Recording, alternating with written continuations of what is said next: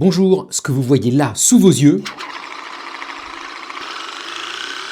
c'est la fusion de deux trous noirs à l'autre bout de l'univers. Je vais vous expliquer. Il se trouve que j'ai une collègue qui s'appelle Claire, qui est physicienne, et qui est éditrice dans un journal de recherche qui s'appelle American Journal of Physics. Et tous les mois, elle m'envoie ses articles préférés en me disant « Tiens, ça se trouve, ça fera des vidéos marrantes pour toi ». Et ce mois-ci, elle m'envoie 7 articles. Les chercheurs, ils disent que cette expérience, la faire tourner un disque sur une table, c'est exactement pareil que regarder deux trous noirs en train de fusionner. Et notamment, à la toute fin, je sais pas si vous avez entendu,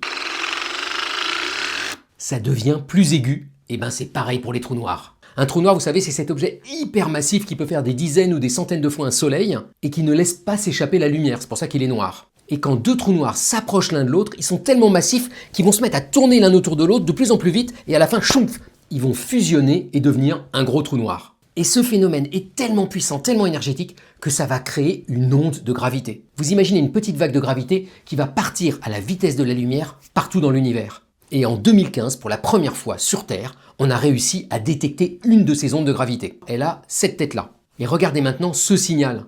On dirait exactement le même. En fait, rien à voir, ce signal-là, c'est vraiment la vibration que subit ma table quand je mets le disque dessus. Alors est-ce que c'est juste un hasard cette ressemblance? Eh bien pas du tout.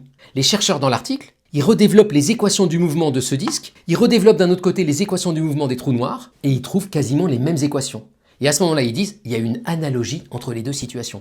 L'analogie, c'est un concept hyper fort en physique. Ça dit qu'une fois qu'on a montré que deux phénomènes sont gouvernés par des équations qui se ressemblent, même si les phénomènes n'ont rien à voir, eh ben tout ce qui va se passer pour l'un aura une sorte de correspondance pour l'autre. Et là, notamment, vous avez bien vu avec mon disque, il se passe un truc hyper bizarre à la fin. Quand le disque arrête de tourner, on entend le son qui devient de plus en plus aigu avant de s'arrêter. Et ben il doit se passer la même chose du côté des trous noirs. Alors déjà, pourquoi est-ce que ça monte dans les aigus? C'est hyper étrange.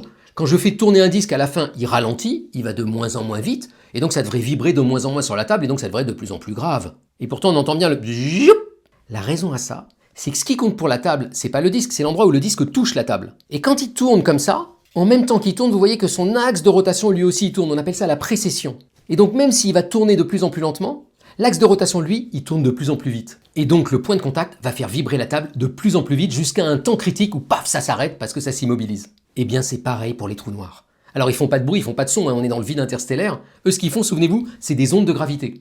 Eh bien ces ondes vont déformer l'espace de plus en plus vite, à une fréquence de plus en plus élevée, jusqu'à ce que la fusion ait lieu. Et ça vous montre pourquoi les physiciens adorent les analogies. Parce que ça permet de révéler des comportements très universels dans l'univers sur des objets a priori très différents. Bonne journée!